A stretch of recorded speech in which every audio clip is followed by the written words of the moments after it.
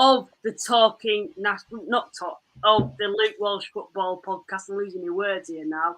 I'm pleased to be joined by Paul tonight. Paul, firstly, how are you doing? Yeah, good mate. How are you?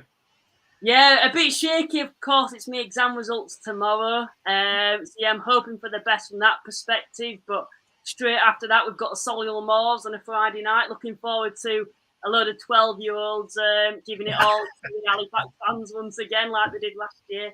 But on the other right-hand side, as you can see, there's not just me and Paul here tonight. We've also got professional footballer and current YouTuber Max Kretzschmar with us. Max, firstly, how are you doing? I'm very good, guys. Happy to be here. Happy to get invited on. And yeah, looking to have a good chat tonight. Brilliant. So before we look at the live chat, we speak to you, Max and Paul. I've got some announcements to make. Fortunately, now the channel has been sponsored by Cards Accepted. So if you want to get any card machines, I think it's £19 it's priced at, with no contracts or monthly fees. There's a link in the description for you to do that. I'll put a banner across the screen very shortly as well. So we'll have a look at the live chat. But firstly, Max, before we get into that, of course, you've set up your own YouTube channel now. Do you want to talk a bit more about that? Yeah, I mean, the amount of YouTube I consume now is seriously unhealthy. So varying on topics of Premier League football, non-league football, hobbies I have, fishing, golf, all this kind of stuff. So, I mean, it's kind of, I've always, enjoyed watching content and things like that. And I think it was, who was it? Last season we played Scunthorpe away, probably our worst performance of the season, but all the way up there, on the coach up there, it's 5-6 hours up there. We were up at like 6 a.m. in the morning. We spent the whole journey up there debating whether Harry Kane was world class or not. Does he need to move? Blah, blah, blah. And it went on for 3 hours. I lost my head. I was losing my head at Alex Dyer. He said he wasn't. I was saying he was. And I was thinking, how good would this be we do this regularly in the changing room. Why shouldn't I put it out there and get an engagement of non-league fans and, other fans, lower league fans? And yeah, make it not just a hobby, but, maybe a career down the line. I wanted to be 30 and have my coaching badges, my B license done, and to have a degree in the media. So, yeah, I haven't really done anything with the degree from the media studies yet. So this is kind of my outlet for doing it, really. Yeah, I know you posted a bit on there. I think you did a vlog, was it for the York game? And it was proper interesting. That I know I've seen a few other footballers that have kind of gone down that route, haven't they, recently? Ben Foster's probably the well-known name who started it. I know there's a lad, you'll probably know this, Max, there's a lad at Wickham, a centre-half, and I know he had his own... Tafazoli, Yeah, he had his own YouTube channel too. Was that kind of another reason that kind of inspired you to do this, when you look at players like Ben Foster who are giving their opinions and doing vlogs, etc.? 100%. I think when Ben Foster migrated from the cycling stuff he was doing in lockdown to the GoPro and the goal, which was just a genius idea. And I think as players, we take things for granted, like being on the inside of the change room and the inside of managers' talks and things like that. And giving a little insight to you guys is massive, because the amount of times I, go to the pub or go to meet friends with friends, or go with my fiance to one of her friends, all the guys want to talk about, yeah, you're a footballer. You yeah. Oh, what's it like? What's the physio like? And you end up talking an hour about yourself. And I don't know what the hell Adam or Eve does for a living, but everyone loves it. And I think it's just probably a good way of just getting that microscope a little bit on us and giving you guys a looking glass through on what it's like, really. Yeah, just for those who obviously are wanting to look, what sort of content at the moment is it that you're trying to produce, and is there anything in the future that you're looking to implement into your channel? Yeah, great question. At the minute, I'm kind of doing a bit of everything, because I didn't want to kind of go down one route. I think eventually I will go down the route. The National League video I've done, the vlog on the first game of the season against York, has been my biggest viewership. So I've got another video coming out this week, which will be, obviously we have a bank holiday, 2 games in 48 hours, which is very tough on the players. So it's kind of showing you guys a week running up until these 2 games coming up. So that's definitely something I want to, keep peppering. It's difficult at Wealdstone to get people filming and get that right quality and So that's been a bit of a hurdle so far. But then I support Chelsea, big fan of Chelsea, love watching the Premier League, but also want to have that kind of, at the minute, I'm involved in non-league and lower league football, played for Wickham in League Two and things like that. So I've got a passion about that kind of stuff. And I know since how expensive Premier League and things like that are, non-league and lower league football is on the rise massively. So it would be silly not to kind of tap into that kind of market as well, which is why I wanted to come onto this show as well. Yeah. So, Max, of course, we're going to speak a little bit more about your channel very shortly, but just for now, where can people find it? Of course, there's a link in the description for those who want to find it. What's it called for those who may not know? It does what it says on the tin, like Bronzehill, you know. Max talks football. As I said, I'm covering Premier League. I'm a big fantasy football player as well. A lot of people love that. I do a regular podcast, which will be tonight, which we record on a Wednesday night with a few friends. It's on YouTube. Podcast will be coming out on Spotify and places like that. But I'm just trying to really get the YouTube stuff going because the longer content is kind of the stuff I'm interested in. So go follow on YouTube, please, and subscribe and like and do all those things they always cringing you out for. Yeah, I try to, when I'm trying to do my podcast, I try to put it in a different way. When you're trying to put like and subscribe. But no, I know with FPL, something that I always do, that I always get my team sorted and go proper tactically in depth with it. And then after game week 2, I've kind of forgotten about it. I think I was the same when I was your age, though, Luke. I think I was the same. Once you get boring and old, like us, me and Paul, like you'll probably get more into it. You've got a lot of things going on at the minute. Yeah, I know, like it's like wild cards and stuff like that. I know what they are, but I'm like thinking, when do I use them? When don't I use them? Paul, are you a fantasy football fan, or has it not really ever been something you've been into? I'm a bit like you, Luke. I start it with every intention of progressing it, and then I forget it. Funny enough, I've got 2 children, as you know. I've got Joe's 12 and Amelia's 16, and I think this is the first year where they're forever in the route. What did you get? Have you got so and so in your team? He's just got an assist. How come your goalie got? And I'm like, I don't know what they're talking about. You know, they're trying to compete against each other. I think Joe's winning at the moment, so they tend to ask me a little bit more about that. But they know more about the Prem than I do, so you know, I just let them get on with it. I think part of why I got into it as well was we're not allowed to bet on any type of football. So I'm not saying we have money on things, but we have little forfeits on if you lose your head-to-head or things like that. So that, from a footballer's point of view, is kind of why I think a lot of them play it, because we're not allowed to bet on football when that's kind of a competitive way of like watching the Premier League and also getting something out of it as well. Who's the most important player then that you have to pick at the start of every fantasy season? There's 2 players that I always think you've got to have them in there, and the rest it's a tactical perspective. Haaland's broken the game. It used to be far more interesting and risky and things like that. Haaland's ridiculous. And this season, well, I've just brought in Foden because I saw that game the other day. He was excellent. But yeah, Haaland, everyone's got Haaland in the team. Normally the most selected player was maybe like 50%. I think he's like 80% this season, so it's ridiculous. But yeah. I know there's Salah as well, isn't there? Is he someone that you feel you have? You know, I've got him in the team as well. Yeah, Salah's just like guaranteed points every season.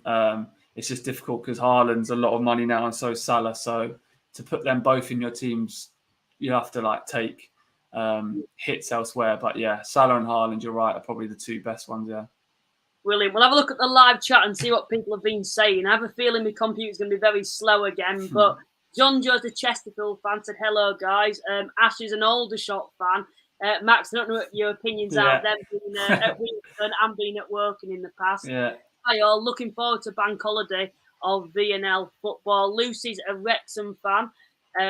We've had Joe, who's coming, who's a Chesterfield fan as well.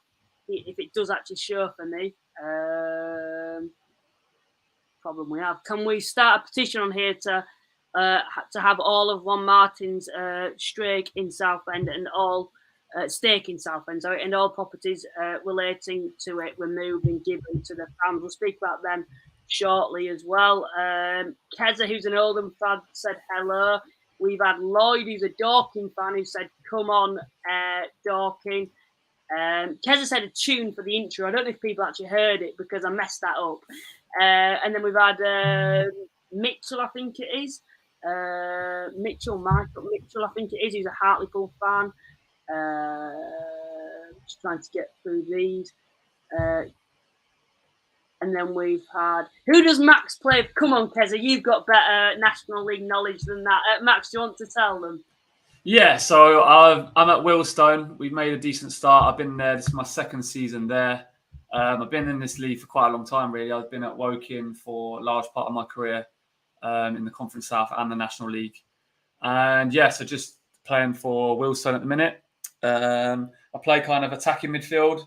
So I like to base my game around like getting goals and assists and things like that. And yeah, well, yeah, that's kind of it. And yeah, I mean, the league at the minute, it gets stronger every year. The amount of money that's coming, getting dripped down into the league at the minute. So for a team, I always say it both times, a team like Wealdstone, where we are at the minute, is pretty impressive. And we did really well last season, even though we did tail off a bit towards the end. But as most fans are, I'm sure, in the chat or out there, we're very optimistic about the season, as most fans are about their clubs as well.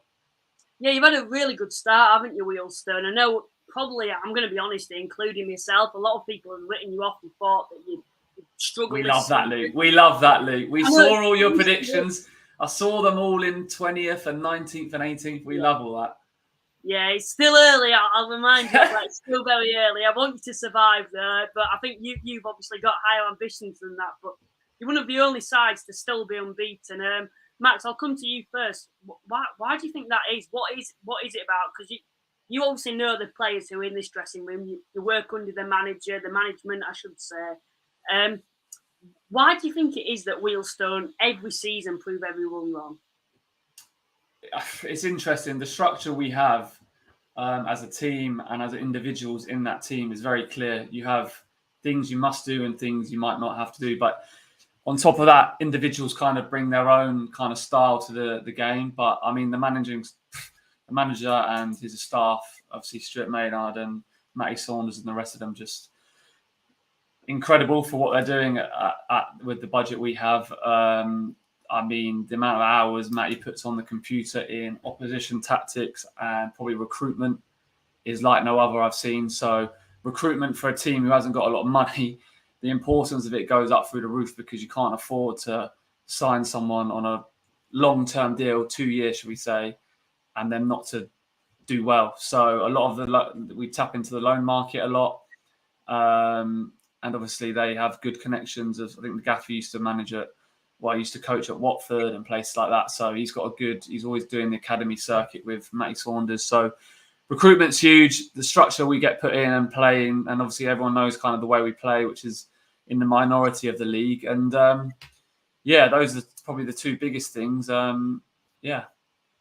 I wanted to ask you as well, you know, when you first moved to Wealdstone, I know we're going back a bit now, and we're 2 seasons ago now, well, kind of like 16. Yeah, one bit, yeah. Yeah. What was it about Wealdstone? Because I know when I saw that signing, I thought, wow, that's a massive signing for Wealdstone at the time, because you just had one of your best seasons in your career at Woking. I believe you got into double digits in both assists and goals that season. What was it about Wealdstone that sort of fought for you to move there? Yeah, it was like an absolutely crazy summer, to be honest. Very, very stressful, and didn't want to be. I've never been in a position where I haven't had a team by this day one of pre-season, and didn't enjoy that part of it. I won't lie, a lot of things fell through. Obviously, Woking offered me a contract to stay, which I didn't want to sign, and a lot of things fell through. But Stuart Maynard, the manager, was just on my phone, going back 2-3 years. This is how we play. You'd fit in perfectly.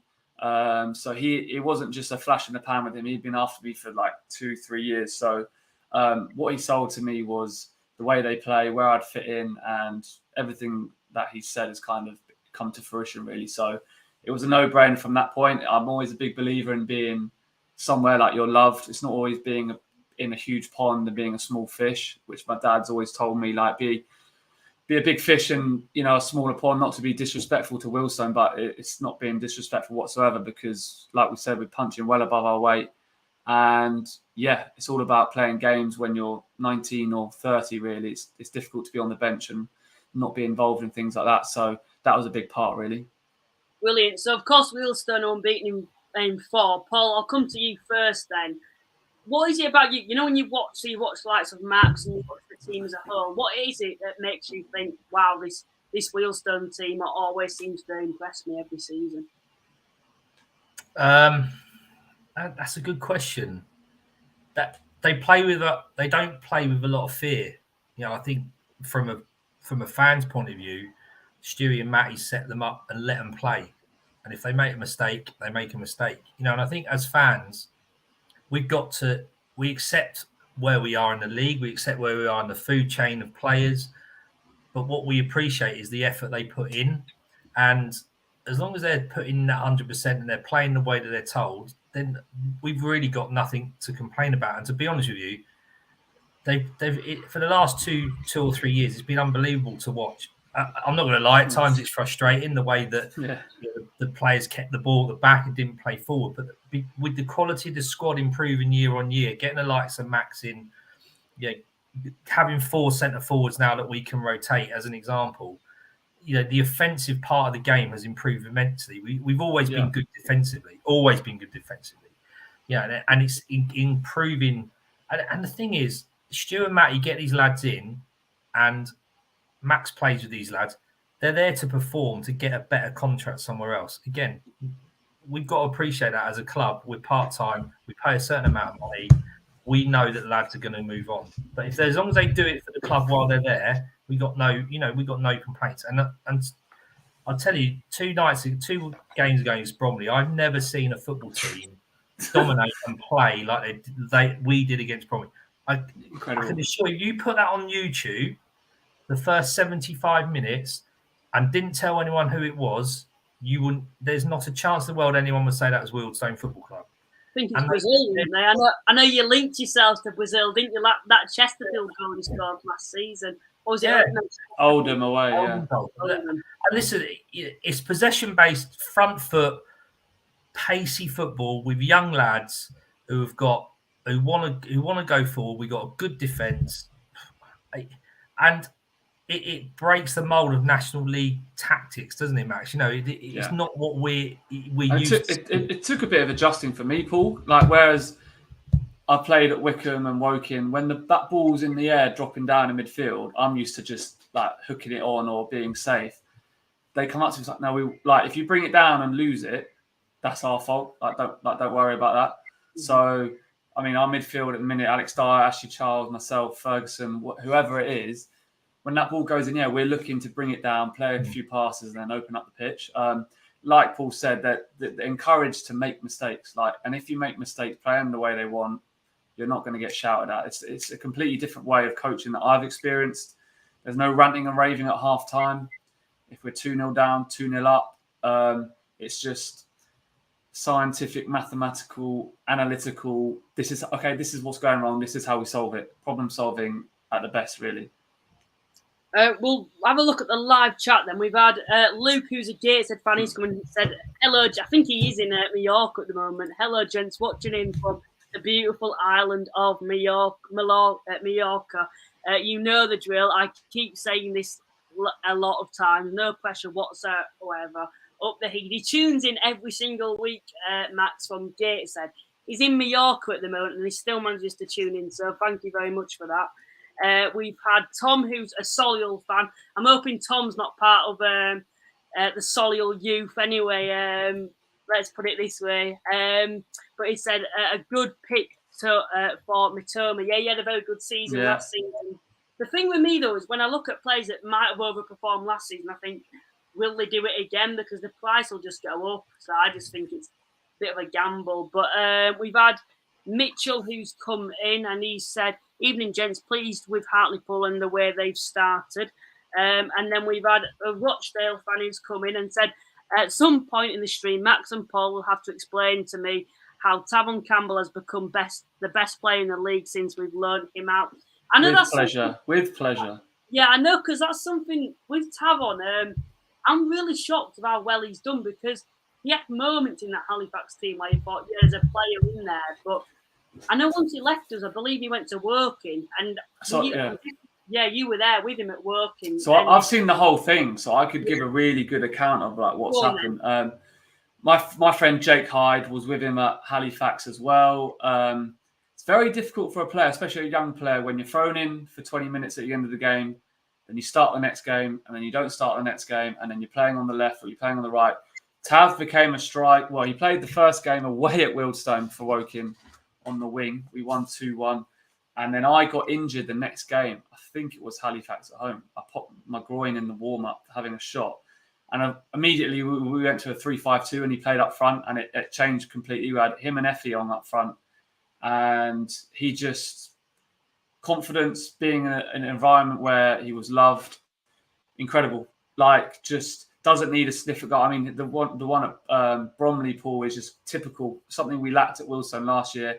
Edge of the box, back to goal, spins, weak of foot, trickles into the corner and off the post. He can score out of nothing. And then, obviously, he got a great move to Rochdale.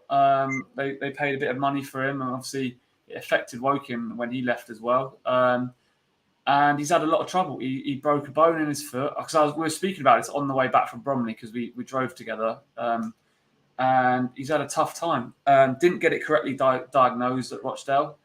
And like I said, come back, training, still hurting, being told he needs to play, he needs to be fit. And yeah, you lose confidence, you lose fitness, and it can be a really tough place to be. So again, Stuart rang me about him, our gaffer, and I was just like, yeah, take him completely. Maybe going part-time might help him with his ankle or with his foot. And again, I know he's going to be loved here as well. And I knew he'd start on fire, and he has. And the good thing about it, I think he'll have more chances to score on goal here than he did at Woking, because we were a very solid team at Woking. 1, 2, 3 chances for him a game. I mean, at Bromley, he had 5, 6. Filed, he had 4, 5. So I can see him, hopefully, fingers crossed, going on from strength to strength. Paul, what's your thoughts been on him so far? He gave the impression he was someone who lacked confidence when he played. I mean, what you got to understand with Wealdstone is they play one up top with 2 wide, 3 up front, but they're quite spread. He doesn't have a partner, so he is having to play. Not necessarily his back to goal. He's playing against these big, lumpy centre halves in the National League. So, he's having to do a lot of the donkey work around that, winning fouls, keeping possession. But actually, what he's shown in the last couple of games is that ability to get a shot away, to create chances. As Max said, against Bromley, he squared their centre half up. He's put it in the bottom corner. He's reacted with his overhead kick on Saturday. His other goal was a near post, low cross. He's attacked the near post. He's got across the defender. He scored. So he scored 3 different goals in the last 3 goals he scored. And I think that's going to be massively important for him to give his confidence that we can. And he missed a hatful. It felt like at Bromley, didn't he, Max? He could have had a hatful. Grant Smith did all right, but I think on another day he probably would have bagged 2 or 3. So I think we've just got to be patient with him, a bit like we were with Josh Umer, a bit like we have been with Corey Andrews. There's a footballer in there. There's a goal scorer in there. We are creating chances, and that's the positive. He will score 15 to 20 goals this season if he plays like he did in the last couple of games. We've had Mike Hughes come on, who is another Gateshead fan, and he's put, if it does show up once again, good evening. If you are going to have a fantasy team, surely Trippier has to be in for assists alone. And then we've had St. Geordie, I believe he's probably Hartlepool Gateshead, something like that, I would assume. I missed the game week 4 National League preview and predictions. Will this be uploaded? We didn't actually do one because I was away on holiday, but we did give our predictions, and that will be shown how we did when we put our predictions up on shows shortly. George, I believe, it's either Woking or Dorking. I can never remember. He's put Max he's a Woking. Max was classic at Woking. And then we've had Callum, who's a Chesterfield fan, who said Max's predictions. Yeah, that's going to be interesting, Max, when you see your predictions. I know we had Mark White on to do his National League predictions, and he's probably one of the only people that could ever get to do a full set of National League predictions. And that was funny and did quite well. So it'll be interesting to see what your game week predictions are. And then Mr. Luke's come back and said, Max, make sure to have a bad game against Gateshead, please. I don't think he'll be accepting that, will you, Max? I didn't hear that. Sorry, Luke. I ignore that comment. Max, make sure to have a game against Gateshead. Yeah. Gateshead, again, a very good footballing side, but yeah, nah, can't be having bad games against them. Nah. And then we've had David, who said, but you can against Halifax, though. You've got to. Hello, Luke, no. Max. Looking forward to Luke's predicting Maynard to lose again. Oh, come on, David. You've got Oxford at home, so yeah, I might have to reconsider now. And then we've had a few questions that have come in. Someone said, favourite goal from last weekend. I think we were talking a bit about this off air, weren't we? Max, I don't know if you've seen any of the obviously highlights of any of the games, but the game that you were obviously involved in, there was a screamer from Files side of things from Horton. Would that have to be the goal of the week for you? I think so. I don't know what was hard. Obviously, Tavon scored last minute, so the occasion was a bit better for the last minute winner, meaning 3 points. But I think the skill for Horton's goal is a little bit tougher. Incredible. He's won it, turned quickly. And as me and Paul were saying before we came on, he didn't float it in. It gave our keeper, Jed Ward, no chance. He's drilled it one height. No bounce, straight into the back of the net. Very incredible strike. I think he's got previous for it. But obviously I'm going to be biased and say I enjoyed the Tavon Campbell one a bit more, though. Yeah. Would you be the same, Paul? I think I will. Listen, the skill of Horton was incredible to have that thought.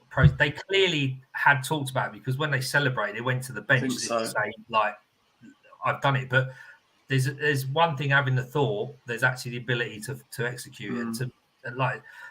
It hit the back of the net in the middle. I mean, it would have beaten any goalkeeper in the world. Tavon's, though, you can't take away from that. The quality of the overhead kick was brilliant. It was straight. His leg was straight. It went down into the bottom corner. No goalkeeper was going to be saving it from 7-8 yards out. There was a lot of bodies in that box. I think Jack Cook was wheeling his right leg up to sort of volley. Stay away, Cookie. Do not touch that, Cookie. Yeah, no.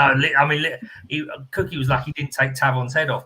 But and being a 99th minute after being 2-1 down, to me, I think I've seen two of the best goals you'll see this season in one match, and I've got to be grateful for that. And Max was on the pitch, so he was even closer to the action. So, that you can't take away from either of them. They were both in their own right really good pieces of skill.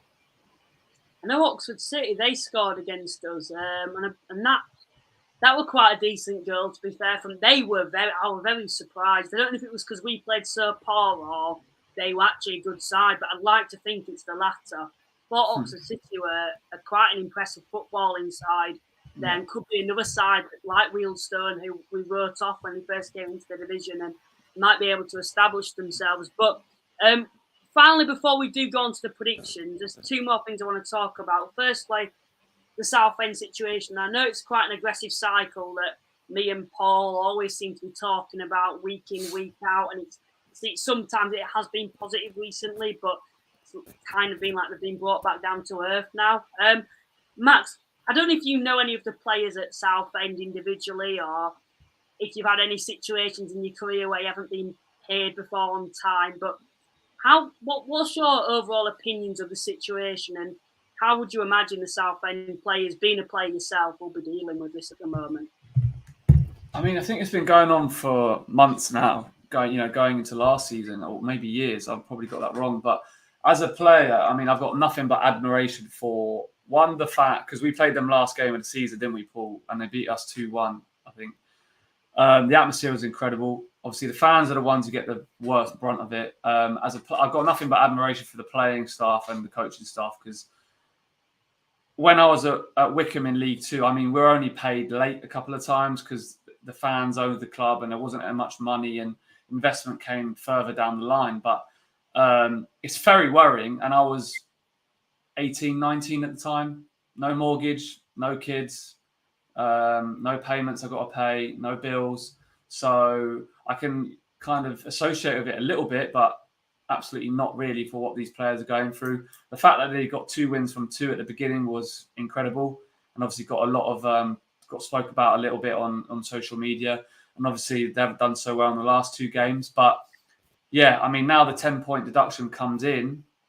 I don't know how that affects the dressing room. It'll be very tough. I haven't spoken to Harry Taylor, who I played with at Woking briefly. who I get on quite well. And obviously Jake Hyde was on loan there last season, but he's left.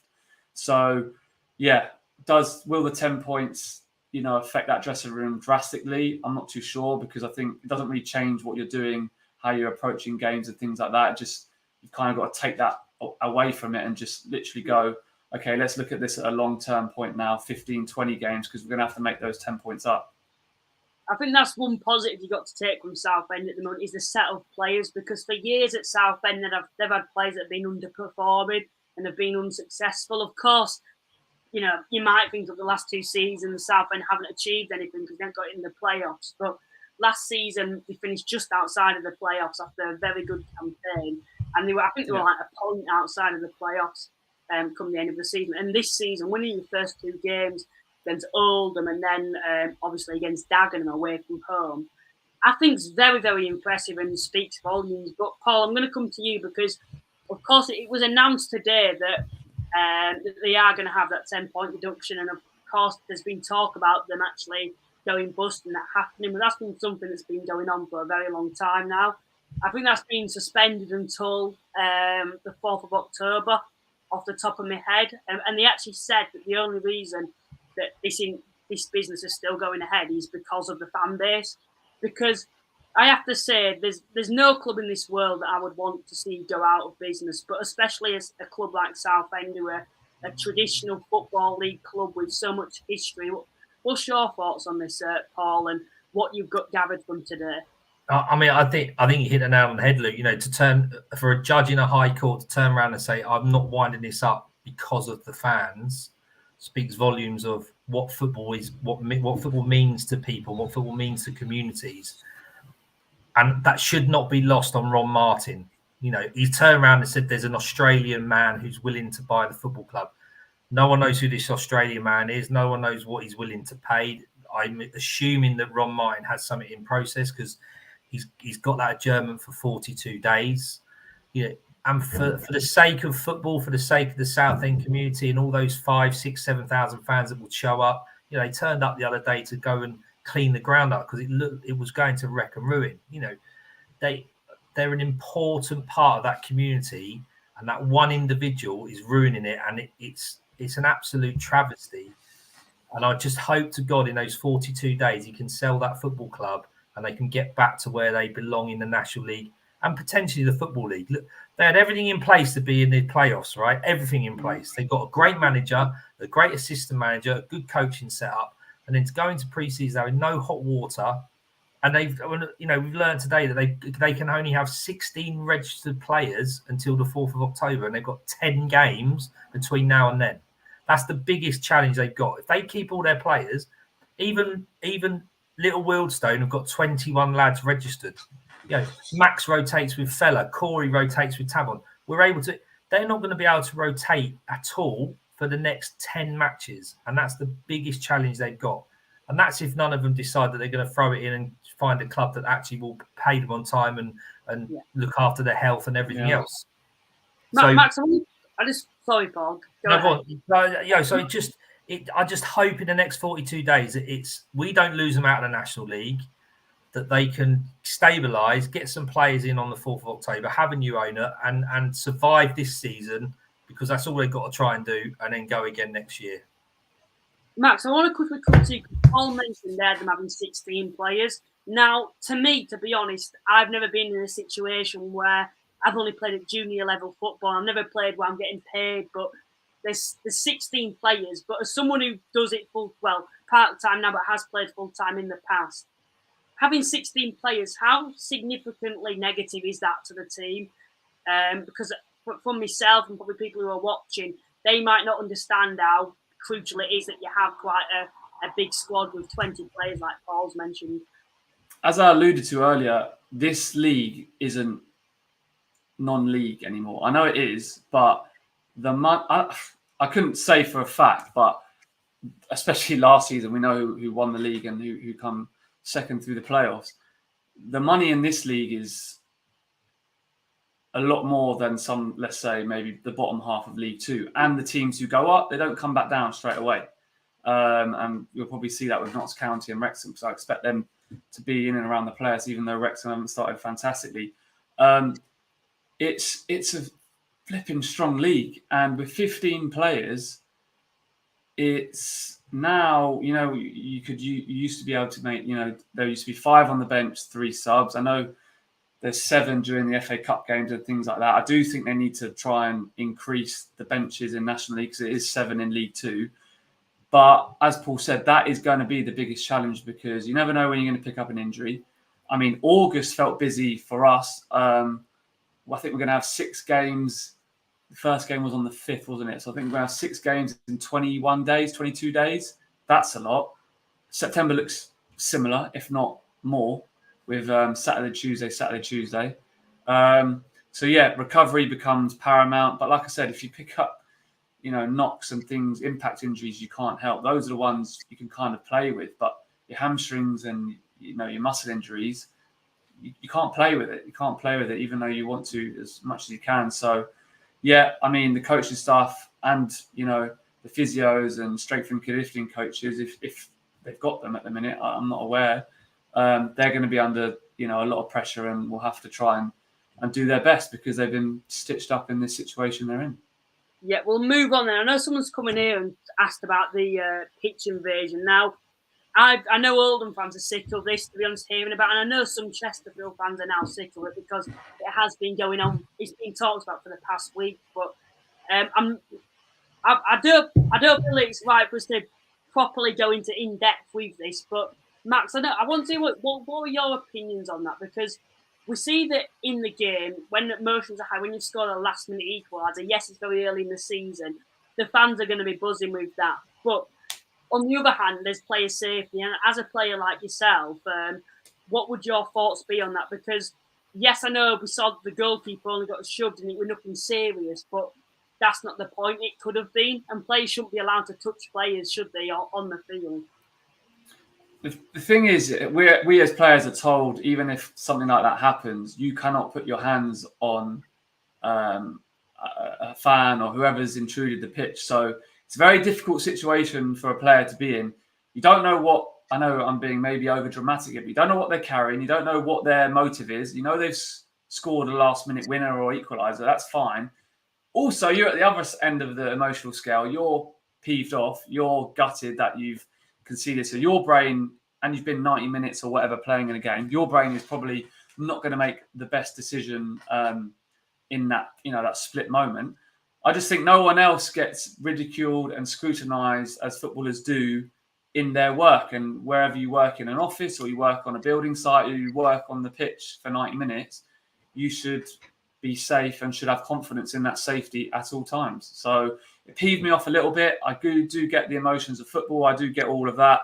But at no point, I do feel, obviously, the keeper in that stage, he's managed to keep his cool, even though that he's, mentally, having conceded a goal last minute, not in the best frame of mind to make a rational, unemotional decision.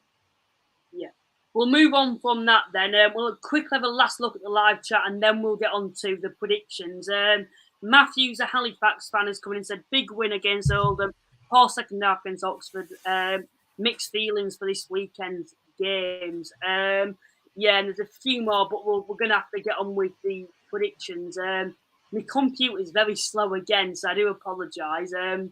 We'll quickly try and change this over then. So I'll just put this on the screen while I do that, because I have a feeling it's going to be proper complicated. But these are the results at the moment. Paul, quite disappointing from yourself, because there's a bit of a gap now. The last 2 game weeks, I've done very well. I got 11 points on the first game week that we did, where I predicted, I didn't even mention that yet, Oldham fans, where I predicted Halifax to beat Oldham. And I was very sure that we'd beat you, and we actually did. I haven't even mentioned that, although I got called a numpty yet. And then, obviously, I think you got 4 points. It wasn't the best game week for yourself. But then last week, you actually didn't have a bad game week. And neither myself either. You got 6 points and I got 8. Well, I'm just changing it over. What are your thoughts on that? I don't know how you picked Wealdstone to beat Filed 3-2, Luke. I mean, it was a start. And do you know what? When we did score the 3rd goal, it was one of the first things that went through my mind. It's like, shit, Luke's got to have got the right result here. So, listen, it's a complete lottery at the moment until it settles down. Teams are beating teams, aren't they? And there is some unpredictable results out there, and it's just so hard to sort of think who might score a goal, who might not score a goal. You've only got to look at the teams who are near the bottom and the teams that are near the top. You wouldn't have said that after 4 or 5 games. So I'm sure I will improve. I've got 9 points to preserve. I don't know if Max knows, but otherwise I've got to do one of these shows in a Barnet shirt, Max. So, oh God, that'll be very. That should be motivation enough. It is motivation. Don't you worry about that. I don't want to get ahead of myself and be cocky about this, because it took us one game week for me to gain an absolute lead, and I like to think Paul's more knowledgeable. As he's a little bit older than me, so I still feel he'll be able to claw it back. But Max, when you look at these scores, 8 and 6, they're probably for us. Were my second best after the week before, but that was Paul's best that he's done in the past 3 predictions. Well, since we've started. I know there were one week where we both got 2 points, and you get 1 point. That sums the division up, doesn't it? And you get 1 point for saying, let's say, Wealdstone are going to win 1-0 and then they win 2-0. But you get 3 points if you said Wealdstone are going to win 1-0 and they actually won 1-0. So that's how we do it. But you must be thinking, Max, that you can do a little bit better than us being a player in the division. Oh, I wouldn't count on it, Luke. I write a little a column in the program notes for Wealdstone, and when the fixtures all came out, I mentioned this in my column. You're trying to sift through. Oh, okay, we'll pick up a win there. Oh, we'll go on a little run there. That's 2, 3, 4 wins in a row. You can't. It's like you're looking. Go, that's a tough game. That's a tough game. Oh, that's a bit of a crap game. So. You see it from both points of view. Obviously, I'm very confident in the team winning the game, but you look at our opening run. York, spent a lot of money over the summer. Then we go to Eastleigh again, spent a lot of money over the summer, probably tipped to be in and around the playoffs. And then you kind of go through like that. Bromley lost in the left semi-final last season. So, yeah, I wouldn't count on me being brilliant at this. And I was never a good gambler when I was allowed to bet on football. So I'll try my best. We need something for the guests, because we've had 2 guests on now. We've had Chris, who was a Southend fan who works for the Echo, and we've got yourself on now. We'll need to find some sort of forfeit or something for the winner, whoever gets the most scores on. What's your forfeit, Luke, if you end up losing? What shirt have you got to wear? I've got to wear a Rochdale shirt.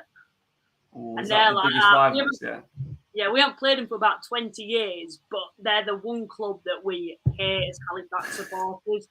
I can see where your Tavon Campbell agenda was coming in now. Yeah. Look, to be fair, I was never a big fan of him, but then ever since he's gone on, he's done very well for himself. So it just shows I'm not the best at judging players, to be fair. But yeah, I think I've got it all sorted now. Yeah, there we go to do the prediction. So we'll get on with it then. This is a league looking very nice for you guys at the moment. Wealdstone in 4th place. He's saying that Halifax are 6th, but we're 5th, I think. Solihull should be a bit higher there. Is it that? Because I thought we were 8th. But anyway, we'll move on to bye round then. We always let the guests pick the first game. So where'd you like to go, Max?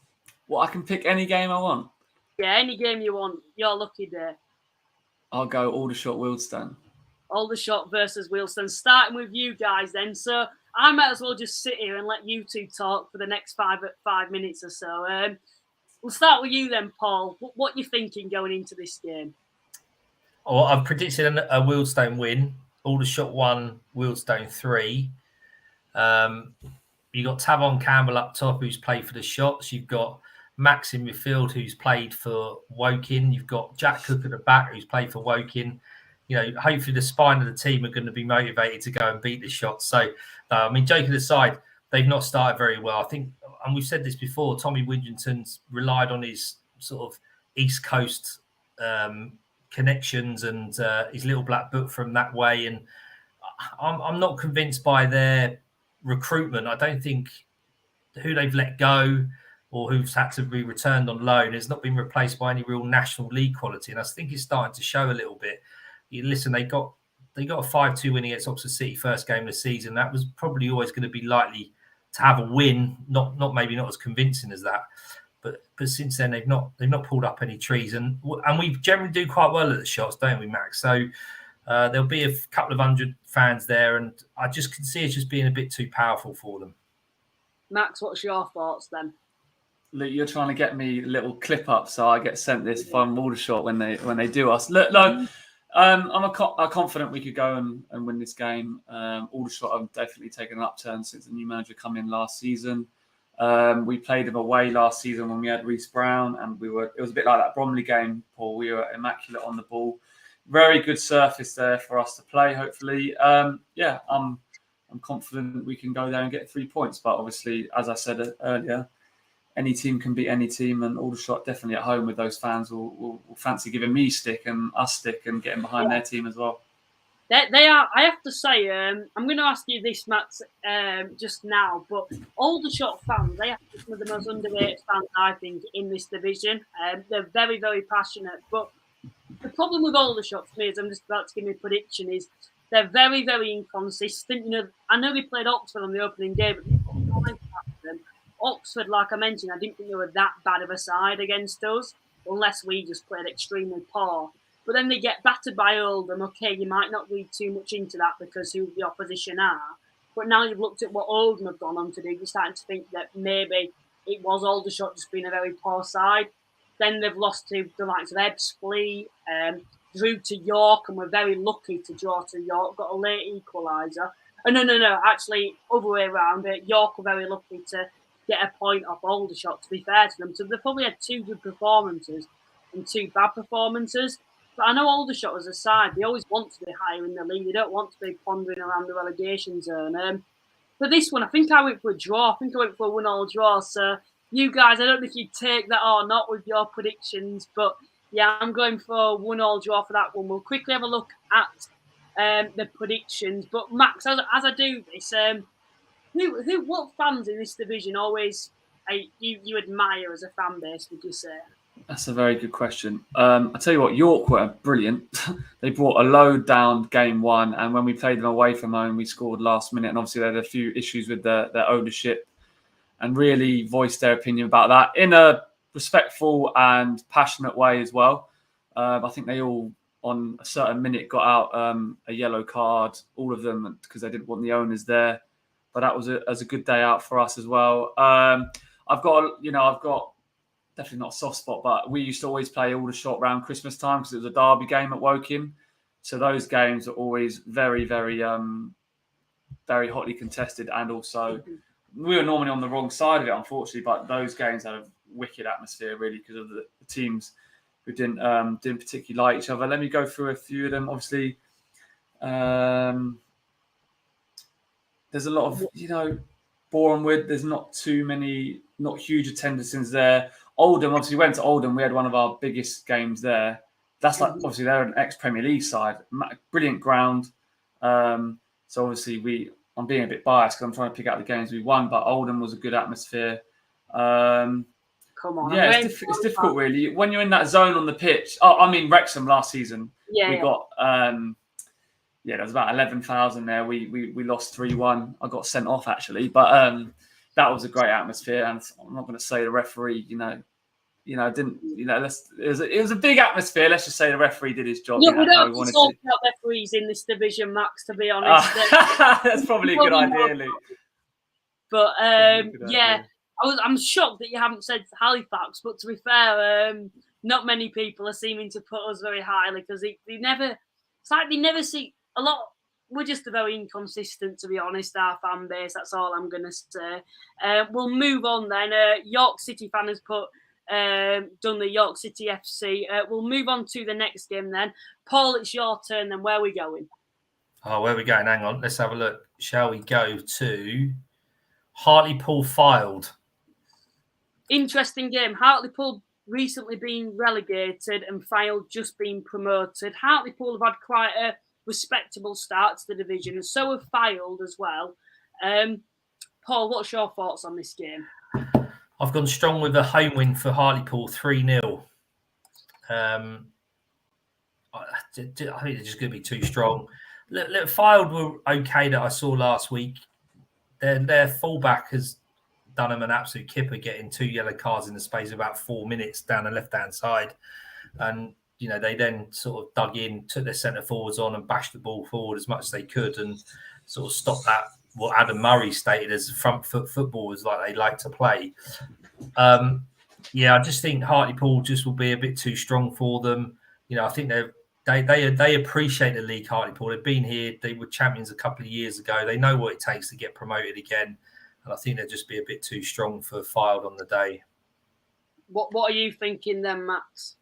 I think that'll be a draw. I think Fylde impressed me in some sort of way. I had this impression that they would be direct and very hardworking, like a lot of teams are in this division. But I thought when they had 11v11, they moved the ball quite nicely out from the back and were very competitive in midfield. We had large parts of the game dominated possession, but as Paul said there, as soon as it went down from down to 10 men, it was kind of damage limitation, and that invited us onto them. But obviously not too far to travel. Those fans will be used to travelling miles, both those sets of fans. So I fancy a draw there. I'm going for a 2-1 Hartlepool. Fylde seem to score quite a lot of goals like they did at Wealdstone. I think Hartlepool, they're very good at home. They're a fan base that I think a lot of people will be shocked when they go there. That they have a very good fan base up at Hartlepool. See what you guys have been saying. So we've had 3-2 to Fylde, 2-2 draw. Actually, as I'm doing this, we'll move on to the next fixture. So where are we thinking of going then now? Max, I think it's back to you. Let's go Dagenham Barnet. Dagenham v Barnet then. Paul, what are you thinking for this game? A low scoring 1-0 win to Barnet. Dagenham under a massive amount of pressure. We've got on Bank Holiday Monday, so hopefully they'll succumb to Barnet, as much as that pains me to say, and they'll be coming into us with a real lack of confidence. I think Ben Strevens is already under a massive amount of pressure. They've got investment with the Americans that have gone in there, but at the same time, I think Ben Strevens needs a bit of leeway because they almost asset stripped to most of their squad, didn't they, from the back end of last season coming into this summer. And recruitment's, it's been okay. I think they'll be all right once they start winning, but it's where they get that first win and that first consistent run from. And I'm hoping it won't be this weekend, but I can see Barnet. They're very strong, Barnet, as much, again, as you got to show them a bit of respect. Dean Brennan's sort of recruited very well. He strengthened his squad. His first 11 was always pretty good. I think his squad was a bit weaker, those that would replace the first 11. He strengthened that. And they're just a very, very organised, difficult side to beat. Be interested to see how they get on with John Dreyer no longer being involved in the coaching, because he was that defensive mindset. So we'll see how Barnet go long term, because they blew up a bit at the end of last year. But they've started well, top of the league, unbeaten, and I can't see that changing at the come Saturday at about 4:45. Max, what you thinking then for this game? I'd agree. A 2-0 away game. I think just a little shout out to Ini Effiong. Obviously, went down at the end of the game for Dagenham on the weekend. Glad that he's all right. But I don't know any inside information, but I'd assume he wouldn't be okay to start that game. 20 plus goals last season in already a team that haven't scored too many goals this season. So I'd have to agree with Paul and say a solid, Barnet win for that game. So I'd say 2-0. I've agreed with you on that, Max. I said 2-0 to Barnet on that one. Barnet aside for me, they've shocked me. And they were a side that I thought would fall off, because there's always a side that seemed to quite significantly fall off, like it was Halifax and Solihull last season. I know, Paul, you said it'd be Woking who finished 10th, and I said Barnet had finished 10th, I believe. And it seems at the moment like that Woking prediction is going to be more accurate than my Barnet prediction, to be honest, because I've been very impressed with the highlights that I've seen from them. A lot bigger squad, and they look a better side than last season.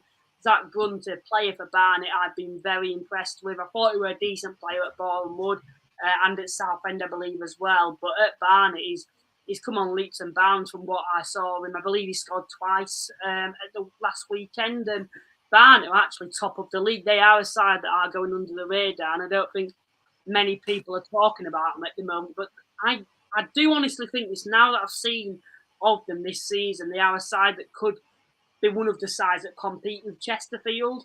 But for this game, I've gone for a 2-0 Barnet win, but just on any effing young. I have to say, I hope he recovers as soon as possible, because he's one of the best strikers in this division, probably one of the most underrated strikers because of certain clubs that he's played for. Like, he was in a struggling Aldershot side. He still managed to get into double digits before he moved to Dagenham. Did well there. I know when he was at Dover a fair few years ago, he used to be prolific for them as well. I know he's a very, very good striker, and he's a striker that I'd crave to have a player like that at Halifax up top. But yeah, he's a quality striker, so I wish him the best of luck. But we'll move on to the next game. Are we back? Is it Paul or is it? Yeah, it's Paul. It's your turn then to give pick a game. We'll go with Maidenhead and Oxford City. I've got to predict Maidenhead to win now because I've had the Maidenhead fan come in and complain. I'm probably in favour of Oxford after what I saw of them. I still think they're going to struggle this season, but I thought they were a very good football inside, I have to say. And that, I don't know if, Max, you've seen anything of Oxford, because I know it was something me and Paul were struggling on. We're really learning much about Oxford. I know Paul knew a bit more than me from being down south about them, but Parker up top, he looked like some player. Before I asked for your prediction and stuff, Max, when Oxford first came up, what were your initial thoughts, and did you know any of the players who you might have played with or played against before? I played against them. I don't know any of the players. I know, as it is in football, it's quite tight-knit. You know of someone, you know someone. I knew they played very good football. I played there a few times. It's 3G, so that can often, a plastic pitch can often help home teams in any division, really, because they're used to training and playing on it. Fortunately at Wealdstone, we train on it Tuesdays and Thursdays. But yeah, this is a clash of styles, this one. Maidenhead, very direct, very organised, normally 4-4-2 or 4-3-3. And Oxford will play out from the back. So it's always a bit difficult when that happens. My friend Craig Ross is in goal. He's got a couple of clean sheets, I think, in the last 2 games or 3 games. So listen, they'll be very solid, Maidenhead. I'd say a low-scoring win, 1-0. I'd say at home, a home win. What are you thinking then, Paul, for this one? I've gone with 2-0 to Maidenhead. Now, I think, yeah, I've not seen Maidenhead play, and Max is quite right, and we all know that they play a certain way. They punch above their weight and have done consistently over the last few years.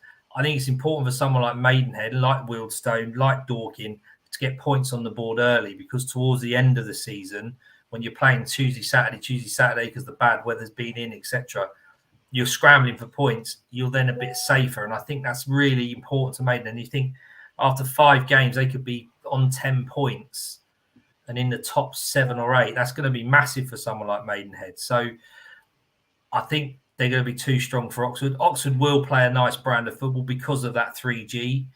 I think the National League South lends itself to that, a better style of football than maybe National League North does. But I just don't think they're going to be strong. We've had this conversation a lot, Luke, haven't we? They're just their recruitment is from the lower leagues. They lost a couple of players. They're going to compete in games. I think, you saw that yourself. They're going to compete in games, but ultimately, I don't think they're going to be strong enough to pick up enough points, and that certainly will be the case on Saturday. I'd agree with you on what you said about Oxford not being able to pick enough points to survive this season. But I have to say, from what I saw of them, I thought they were a very good football inside. And I do feel that just because the side's a good football inside, don't mean they're going to survive in this division. Because I think, there were a lot of sides last season, and Gates said they were good football inside, yet they struggled in the first half of the season. And Oxford are a side that, for me, I think will probably might have a bit of momentum now after that Halifax result. It's a big result, that going to the Shades. I'm sure Max will agree it is quite a hard place to go. I know a lot of teams seem to struggle. It's more when Halifax go away from home where we seem to struggle more. But the thing about Oxford is, like I was saying, they seem a good football inside, and they have a very good striker. And I always say, if you've got a good striker up top, you're going to be okay in this division. And I think away at a place like Maidenhead, Maidenhead seem to do well against the better teams, but when they're playing teams that we know are going to be down there, that's when Maidenhead seem to struggle. And then being at home, Maidenhead are going to be the favourites in this game, and I don't think that's going to work in their favour. It's the same with Wealdstone. We always, Wealdstone, I know Max, Paul, you've both said it, you like it when you're seen as the underdogs and everyone writes you off. When it's the opposite way around, that's when it starts to become difficult, when you've got that pressure on you. So I personally feel that Oxford, if they get a result at this season away from home, it will be a place like Maidenhead. So I've gone for a 1-0 Oxford City win, which may shock a fair few people. But I believe we'll move on to the next game now. I did ask for your prediction, didn't I, Max? For that guy, 1-0 home win. 1-0 home win. Right, we'll move on to the next game then. Are we back to Max? Yeah, I think we're back to Max. I'll go Dorking, York City. Dorking v York, of course. Pybus, the midfielder for York, he's just moved from York all the way to Dorking. What's your thoughts then, Max, heading into this game? Again, another plastic pitch. I thought I was impressed with York on the first game of the season. When again, not that they were direct before, but you had John Lewis up front, and you kind of knew he was going to be their danger man, either into his chest or to his feet. So you've got to be aware of that. But I thought they played some really good football, especially in the first 45 minutes and then 10 minutes, because I come on at half time. I don't know what I dropped into at half time. I was just running around, sprinting after some of their midfielders. They've recruited really well, York, and obviously with Akinyemi up front, coming from Scotland, he started well against us. But hasn't really happened to him since. And I think, obviously, you mentioned to me before, Luke, that obviously the manager's under a little pressure, obviously, because of the money they've spent. And it's a big club. And it's a city, of course. And Dorking are normally good at home, as we alluded to about the plastic pitch as well. But haven't made the best start either. Neither of them have really got off to a flying, have they? No, they certainly haven't. I know York, the side that everyone always, I know, Paul, you're definitely one who could see this happening with York and starting slow after bringing in a load of new players and a lot of big characters as well, likes of Cordner, Callum Howe, two brilliant centre-halves in this division, and then they've brought in players from the Football League as well. But so you're always going to struggle when you've got a load of new players. But I think a big question is Michael Morton going to be the right man for the job? Now, I don't blame him, because I feel like you've been thrown in at the deep end. He actually did quite a good job, I thought, for York last season when he kept them up when they were struggling. There was all that saga with Askey leaving and the new manager not being good enough. And then Morton's come in and actually done quite a good job, I think. But the problem is now he's gone into this season with a lot of big characters. And I know there's this talk about it not being his own players. Either way, whatever you think of that, he's clearly struggling with these set of players. Max, what's your thoughts on that? When you're in a situation when, I know it's hard to say, but when you're in a situation when you're the manager and then suddenly a load of new players coming who are big characters from the Football League and big names in this division after you've worked with quite a poor York side, which I thought they were last season. How do you kind of manage that? And what's your thoughts on Morton at the moment? I mean, I think the thing when I was dropping down those leagues, saying obviously they're recruited from above, you had the kind of stigma of coming down to the National League or non-league. That's not somewhere I want to play. And then you realise bloody quickly that, crap, this is a flipping good league and there's the standard you're dropped into. So, and we've seen, with teams coming down like Oldham last season, I'm not saying the fans or anyone did think that, but there's no divine right you have to come straight back up. So it's a very, very unforgiving league. I would obviously stick with the manager right now. He's there for a reason. And like you said, new faces. And I think they've recruited very well. I played against Woodyard when he was at AFC Wimbledon. Very good player. Had a little chat with him on the side when we were warming up.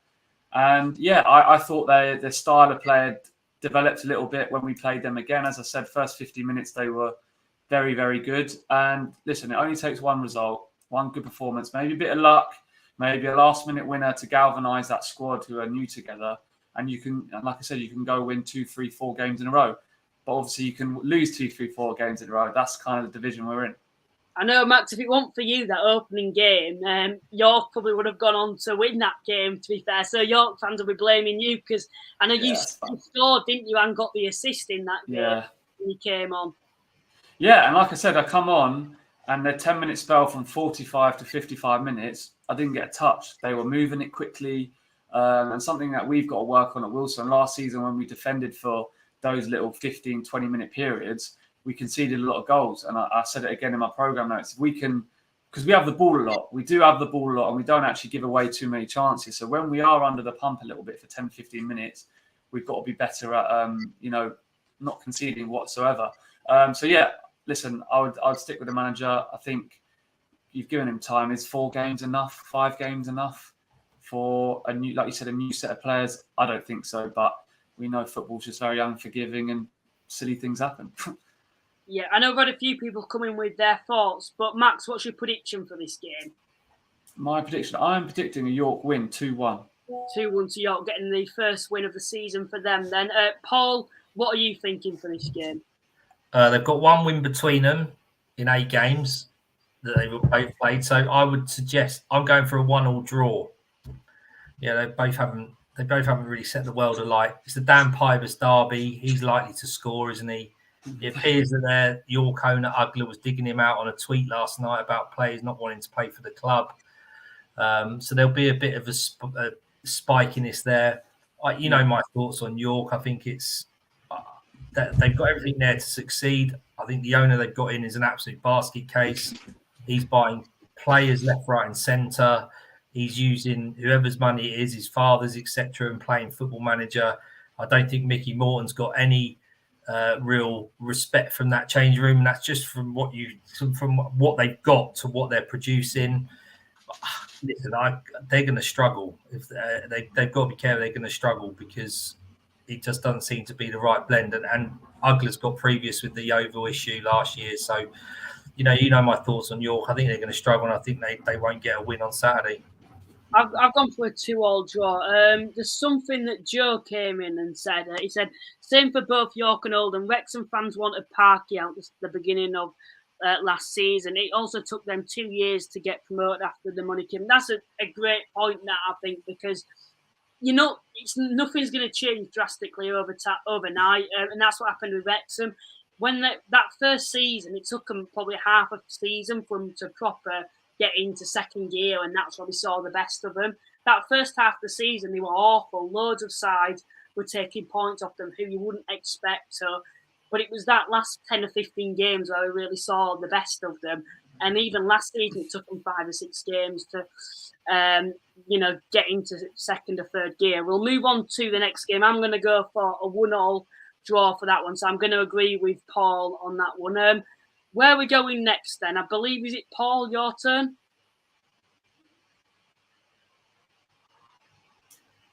Oh, sorry, Gateshead Woking?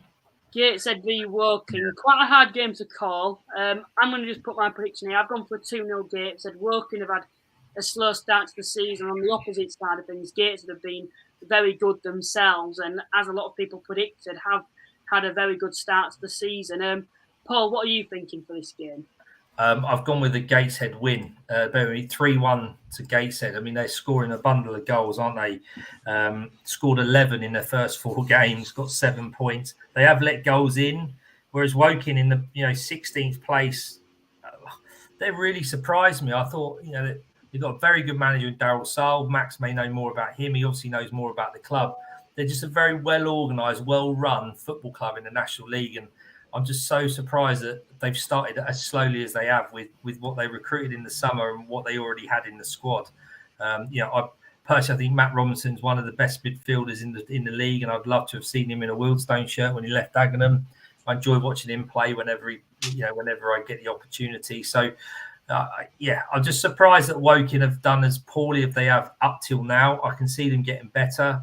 But I don't see that on Saturday. I think Gateshead being at home, that's a long journey for Woking. Gateshead will be too strong for them and full of confidence. Max, what are you thinking for this game then?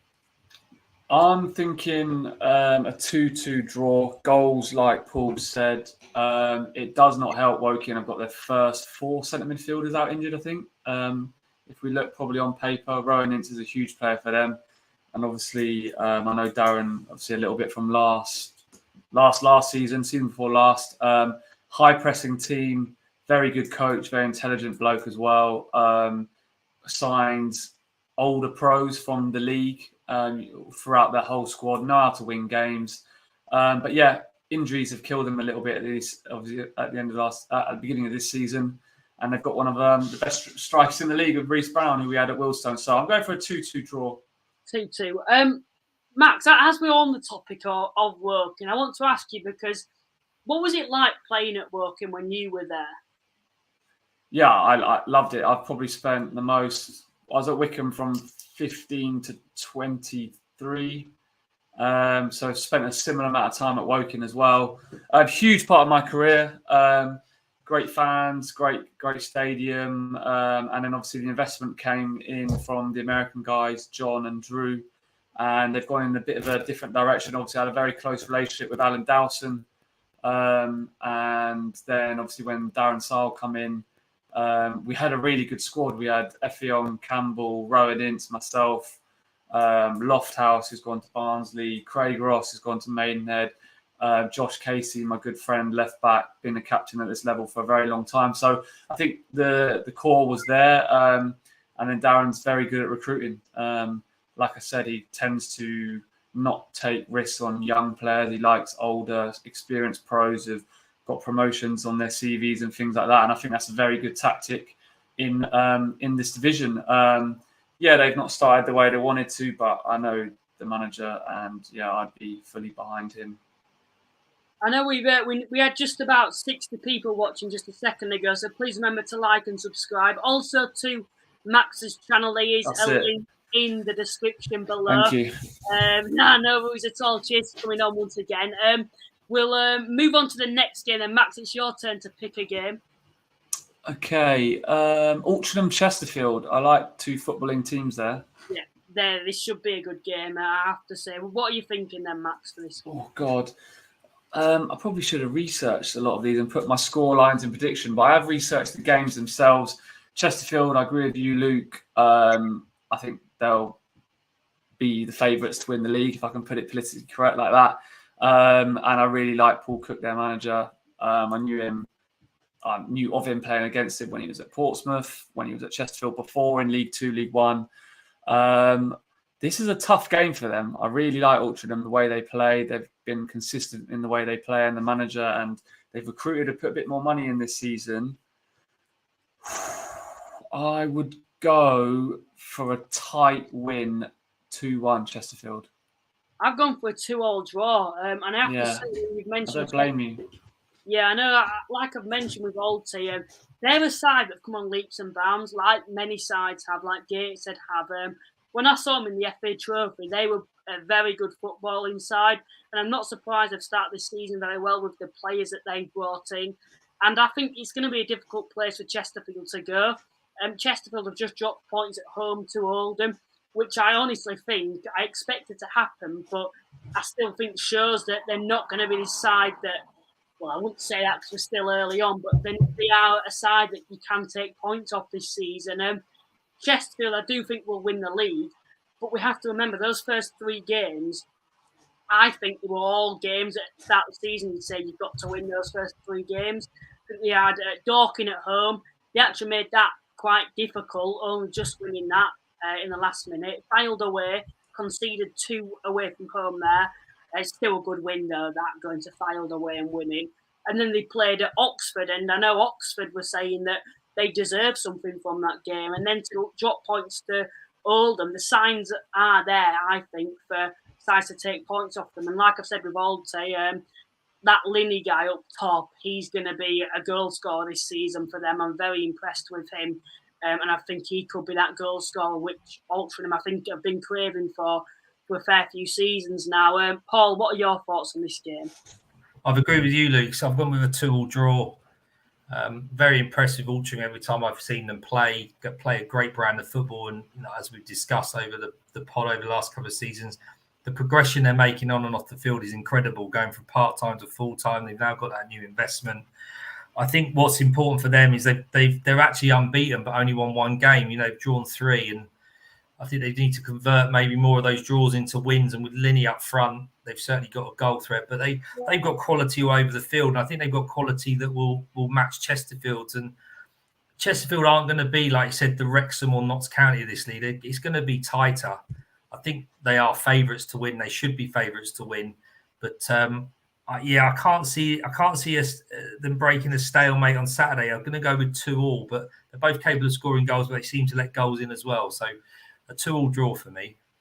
Here we go. Chesterfield fans are coming saying we didn't drop points, we were robbed. Whatever it is, to be fair, lads, you did technically drop points to them. I understand what you're meaning with that offside. I know it's Max. What's your thoughts on that? Because some are saying he interfered with play, some are saying he didn't. I believe Fondop, and he was in the goalkeeper's eye, in his eye light. So what's your thoughts on that? Would you say it should have been given offside, or do you think that it was a fair goal?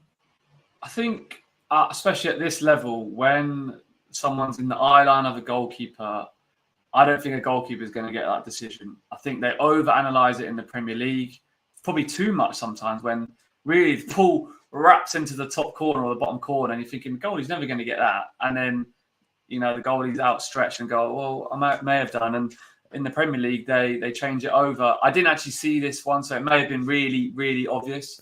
But when there is a tendency if someone's in the eye line of a goalkeeper, I think without VAR at this level, it's going to be very, very difficult for a referee and a linesman to come up with the exact correct decision. So the goal will probably be given. Yeah, and I know there's other talks as well about the game finishing early. I don't think there's all you can really do about that, to be fair, either, or we could even discuss that because of what happened after the game. I'm not going to go into that, but we'll move on to the next game. Paul, I think it's your turn. Where'd you like to go? It's the last one, isn't it? Is it Bournemouth Oldham? Yeah, we've got Ebbsfleet Kidderminster as well. Oh, of course, yeah. And Bournemouth Oldham. And Rochdale. Oh, no, we've got 4 left. Oh, no, 5, I think we've got. Are we going Bournemouth Oldham, did you say? Yeah. Right, this should be an interesting game because Oldham, you take positives from that, going to Chesterfield and getting a result. There's still talks about the manager out. I know there's been an outburst on social media between themselves on discussing if Unsworth should go out or not. I've gone for a 1-1 draw, which I don't think would be a bad result for Oldham. But Paul, what's your thoughts on this game? I've gone with a 2-1 win to Oldham. This one, I think, is a very difficult one to predict. Bournemouth are what Bournemouth are. They're very good defensively. They don't score many goals. I just think Oldham will have a bit too much firepower. Bournemouth haven't, a bit like Woking, haven't really started as well as we probably anticipated, similar to Bromley.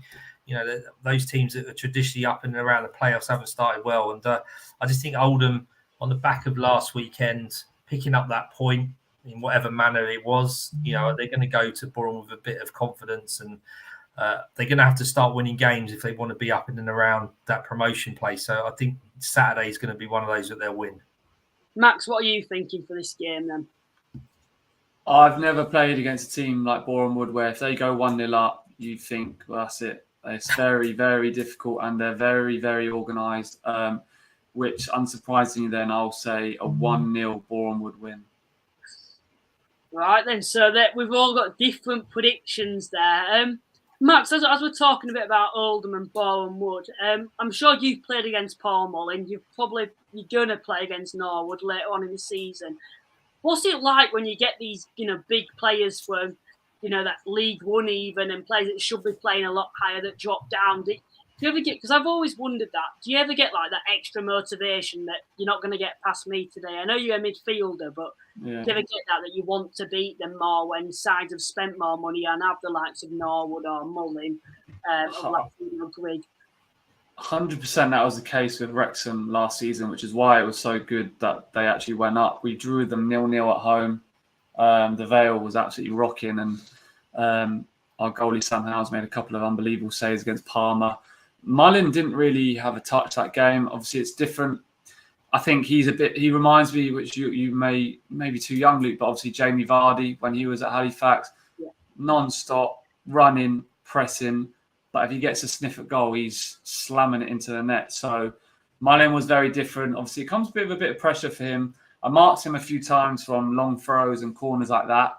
His movement's very, very interesting. He doesn't make 1 or 2 quick runs. He kind of makes 3 or 4. And as Toes is throwing in, naturally you're looking at probably Hayden or whoever's flicking it. And that's when he makes his last killer run. So he's not trying to get it off the first throw. He's trying to get it off the flick. So he'll always score goals. Obviously, he's injured at the minute. What happened to him in America? But yeah, I mean, Norwood obviously coming down a little division, a few divisions really. Again, strengthening my case. I was saying how strong this division is. Yeah, I'm sure he'll score goals along with Will Grigg. They did a little thing on BT, didn't they, before the game? It's incredible the strength, as I said, of the division. Yeah, it certainly is with players like that are dropping down. But I know I always say this, when Wrexham came to Halifax, for me, it was like, we've got to beat them. You know, you want to get that extra motivation. And when you do, it's you did though, didn't you? Yeah, it's what I mean. It was so sweet to, especially when you look like Ben Foster, who was in goal that day. Yeah. But yeah, we'll move on to the next game then now. But just what you said on movement, I totally agree with you on that. You know, I saw Norwood, he didn't have a sniff against Halifax, but you could just tell by his movement. He looked like different class on that field. The things that he were doing, you could tell he'd come from a lot higher level. And I think if he gets more service at Oldham, he'll be prolific for them this season. Next game then, Max, where you want him to go? I think we've got 3 fixtures to go. Ebbsfleet, Kidderminster. Kidderminster. 2 promoted. Yeah, exactly. That's kind of what Ebbsfleet obviously directly through automatic, and Kidderminster were the playoffs, weren't they? So, yeah, again, 2 teams I'm not too... You probably know more than me, Paul or Luke. I know, obviously, Toby Edster used to be with me at Woking, who's midfield for Ebbsfleet. I know the manager. We played them once at Woking in just like a mid-season friendly on a Tuesday at training. Play a good brand of football, put a bit of money. I think they've got a German or European manager.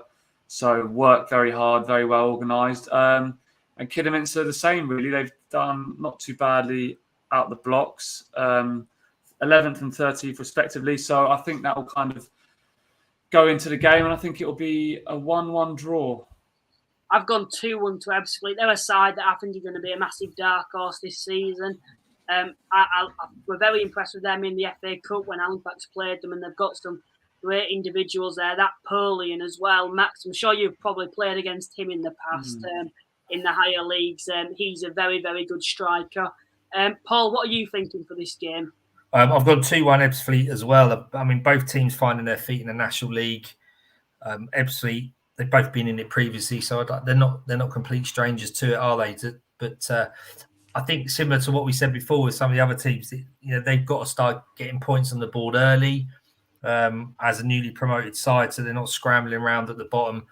I think Ebbsfleet at home, they do play a nice brand of football. They were very, very good, weren't they, in the National League South last year? They absolutely romped it. Polian up top. If Polian can start scoring goals, the one thing they've got to make sure is they can keep him from January onwards if he does start scoring. And if they do, then he's going to be a massive asset to them.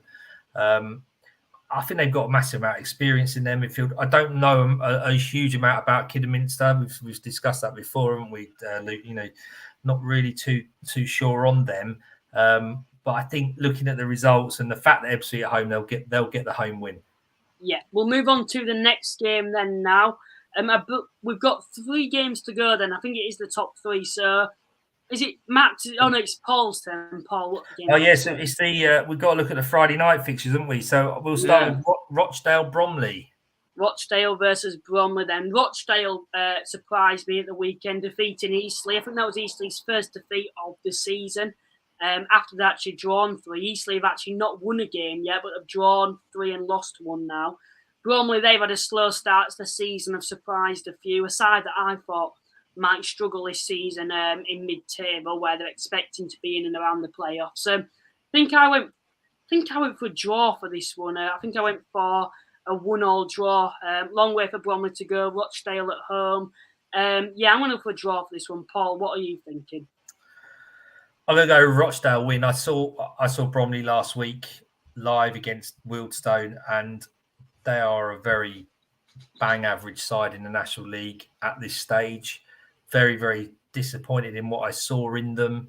They've lost Billy Bingham today. He's decided to go part-time. So he played 90 minutes, didn't he, Max, the other night against you guys, and was there experience in the midfield. They've got a young lad called Crowhouse in midfield. They've got a 19-year-old kid up top. They've got a 20-year-old kid at the back who's replaced or partly replaced the big Shawanli, who's gone on to the Football League. Yeah. Listen, Grant Smith, they've got some new players, new spine of the team. I don't think they've got a massive amount of pace up top in Marriott and Cheek. They're threatening, but I don't think there's a massive amount of movement and pace about them. And they relied so heavily on the diagonal ball from left to right to their Passley, the right. They got Gavin and Waterlooville, who looked like their most lively sort of player and their outlet, but they still relied heavily on Webster's long throw and set pieces. And I think Rochdale, they're again another team finding their feet after coming down and being at home under the lights. I think they're going to just be too much for Bromley. Yeah, Bromley, they're a side that you always know they'll be in the top half or in the playoffs somewhere, and I expect them to find their feet at some point. But I have to say, against Halifax, I thought they were, to a Bromley side, they were very poor, not as organised as what they usually are, didn't really offer anything going forward. So I'm sure they'll be needing to address that very soon. Max, what are you thinking for this game? I completely echo what Paul said, really. Normally you'd think Bromley are very experienced, again, a bit like how Woking operate, get experienced players, and it's kind of deserted them without me even noticing, rather just seeing it last Tuesday night. Swanme's a big loss, scores a lot of goals, a bit like Hayden for Wrexham. And yeah, I just thought, like Paul said, they're very young now, whereas normally they were playoff pushers, playoff bankers before the beginning of the season, just because they've been there, done it, and got players who have done it. I think Rochdale will win this 3-1. 3-1 to Rochdale. We've had a Rochdale fan who's come in, and he said Harvey Gilmore has been brilliant for us so far. Like, I've mixed reviews from your fans when we signed him, but I've been very impressed so far. That include me, to be fair. I'm not a big fan of him, but don't take any notice of what I said. Two ex-Halifax players all wrong. Apparently, we've had Tavon Campbell and Harvey Gilmore who've gone to do well so far. We'll move on to the next game then. 2 games to go then. Max, where would you like to go? Let's just go the next one down. Solihull, Halifax. Mighty. Right, I'm banking on you two to predict Halifax to win. We need some positivity after that poor result against Oxford City. Max, what are you thinking? I don't think I'm going to make you happy. I think Solihull has started very well. Again, a team a little bit in transition, because obviously it was the manager who left, wasn't it? Was it pre-season before the ball was kicked? Or yeah. So to start the way they have is pretty impressive. Halifax, again, just a team you never really know what you're going to get. They're very, like you said, Luke, they're very good at home. You're going to be on your travels here. I just think a home win, unfortunately, mate. I'm going to go 2-1 again. Oh, that's a massive shame. I don't want to be. I'm never coming back on the channel now. Never coming back on the show. Fans now. No, but at 10 o'clock I don't want to be there at 10 o'clock at night in South Birmingham with a 2.5-hour journey back, sat in the back of the car with my dad in front saying, "How have we not won that game?" We need to be there, positive, thinking, "Oh, we've got Gateshead now to back that up, and then we've got Rochdale away." Yeah. It's a tough place to go. We actually won there last season, but overall, we don't have a good record there. I kind of want to go for a 1-0 win like we did last season, but I think realistically, if we're going to get anything, it'll be a draw. So I'm going to go for a 1-1 draw at this game. But I just hope those little kids out there to annoy me for the full 90 minutes again. But Paul, what are you thinking for this game? I'm going to disappoint you, Luke. I've gone with a Solihull win 2-0. Now, my early sort of pre-season predictions, I had Solihull to get relegated. You bring a director of football in who hasn't really got a massive amount of non-league and National League experience. They bring a manager in who's not proven at National League. They, again, their turnover of the squad from January last year onwards was quite drastic. I saw them at the back end of last year down at the Vale and was very disappointed in them. And when you analyse who they released or sold, or let go, etc., to who they recruited. It didn't seem of the same quality. And I really felt, losing their manager and getting a new manager in just before or in the pre-season doesn't always work well, right? Because you've got players who have been recruited by somebody else. You've got a manager who plays a certain way and he's got to adopt a different way, etc. So I thought they really struggled, and they've proven us all wrong. They've drawn one and won the last 3, and I think they're going to win. They're going to go unbeaten after 5 and beat Halifax 2-0 at their ground. I don't want to hear that, lads. No, yeah.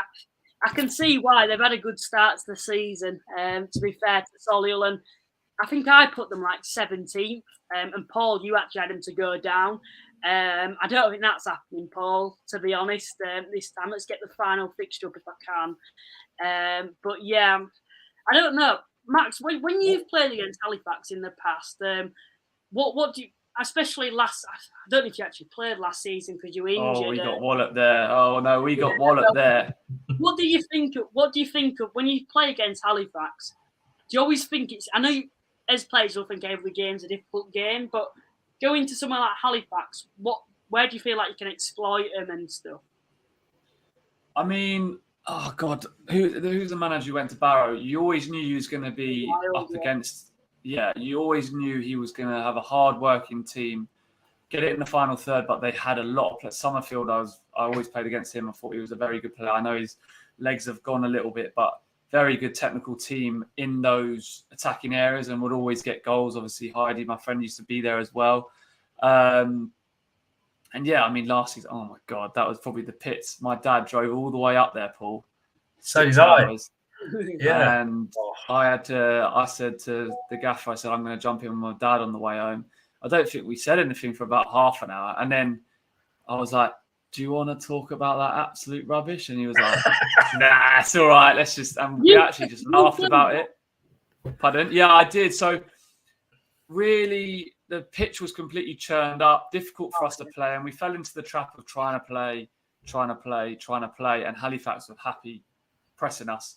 And sometimes we maybe need, I know you got to stick by your principles, but we maybe stuck for too long, and Halifax are very ruthless on the day, and we could have lost by more. But yeah, it was a Tuesday night game, long way to travel, tough pitch, hard-working team, and we got put to the sword. And yeah, it was a long way home. Yeah, I know the pitching is never in a good condition, but I always wonder, because we always have this thing that the reason we're good at home is because we've got quite a big pitch. So other teams, it's huge. You're right, Luke. It's massive. It's so wide. Yeah. So yeah, is that something? Do you feel like Wealdstone struggled with? Do you think when you came there? Possibly, but I mean, we should love that because it's obviously more room to play our football on. As I said, we were playing into your hands very easily. You were pressing us really high, and the pitch wasn't great, which isn't really an excuse, but it's kind of why you guys were happy just to keep pressing. And yeah, you always come out of the change room. So what you do, that you get off the coach. You normally go into the change room, music's on, and then you go, do you want to check the pitch? And if it's pissing with rain, you're like, nah, it's all right. It's probably a stud, isn't it? But if it's not, you go out there and have a look at it, and you get to the halfway line in the middle, and the first thing people say is, yeah, it's a huge pitch. So you're right about that. And yeah, maybe Halifax is just accustomed to playing well on a pitch like that. It's a bit similar with us. We're on a bit of a slope at Stones, and we play well going both ways, but particularly going down it. Yeah, I know. It's always somewhere teams. I never go into a home game thinking that, I'm not confident. Today, every away game, wherever we go, I always feel like we're going to struggle, even if we're playing well. But at home, I always have this optimism that we'll do well, and it must just be because of size not being able to adjust to our pitch. But I tell you what, I was just thinking there when you mentioned the likes of Jake Hyde. What we're lacking this season is a goal scorer and probably in a creative midfielder. So, Max, if you and Jake ever fancy coming to up to get the Share, band back together. get back to the Share, then we'd happily take you at the moment. But yeah, we'll move on to the last game then. I believe it's Eastleigh versus Southend. Max, what are you thinking for this one then? Well, shall I, obviously, off the back of the conversation we had at the beginning of the programme, I'll go a bit romantic, and I'd like to see a Southend home win for their fans. I've got no idea about confidence or inside knowledge about that. Eastleigh, like we said, we played them already, Paul, haven't we? We're a little bit wanted to pass out from the back at the beginning and change quickly kind of as we started dominating the game. A lot of firepower up front with McCallum, Carter playing off them, and the guy from Chesterfield, which escapes my name, sorry. So on paper, a very, very good side. Hasn't started clicking for them yet, winless. Yeah, I'll go a little bit romantic. I'll go a 2-1 win for Southend. That's what you want to see, but it wouldn't surprise me, would it? Because every time Southend get knocked down by something bad off the field, it like spurs them on. And I could see them getting, defeating Eastleigh. Eastleigh haven't had the best of starts, but I think I've got to be realistic with this one. After that news, the squad's getting thinner. I think Eastleigh will win this. I've gone for a 1-0 Eastleigh win. Paul, what are you thinking for this game? I think I've gone with what sort of the same sentiment as Max, really. I think 3-1 under the lights, Roots Hall. The fans are going to be up for it. You'd like to think the players are going to be up for it. They're not going to be up for it forever, but there's that little bit of a fillip that they're still going as a team and as a club. Having watched Eastleigh play against Wealdstone again, it was a game that the Stones dominated. I was impressed with them defensively. They defended their box very well. Wealdstone like to get the ball, break the ball through the thirds, get the ball left or right, and try and play around the outside and get the ball in the box. Eastleigh stopped Wealdstone doing that. They defended almost corner to corner of the 18-yard box and we found it, especially in the second half, very difficult to get any decent efforts in. We are a bit shot shy as a football team, and that's one of the frustrations of the fans, I think, and that has improved in the last couple of games. But going forward, considering they got the likes of McCullum up top and Maguire, the ex-Sunderland lad, yes, Quigley who came on, they didn't play with any sort of pace and power. And I think if Southend are up for it, with what they've got as their first 11, they can beat anyone in this league. And I think they're going to be too strong for Eastleigh. We're on the back of the emotion of this week. That adrenaline will be going for them. And I don't think Eastleigh will be able to cope. So I'm looking at a 3-1 Southend win. Whatever you say, Roots Hall, it's always a difficult place to go, no matter what. It's another, I think it's quite a big pitch as well at Roots Hall as well. It's an intense atmosphere as well when you go there.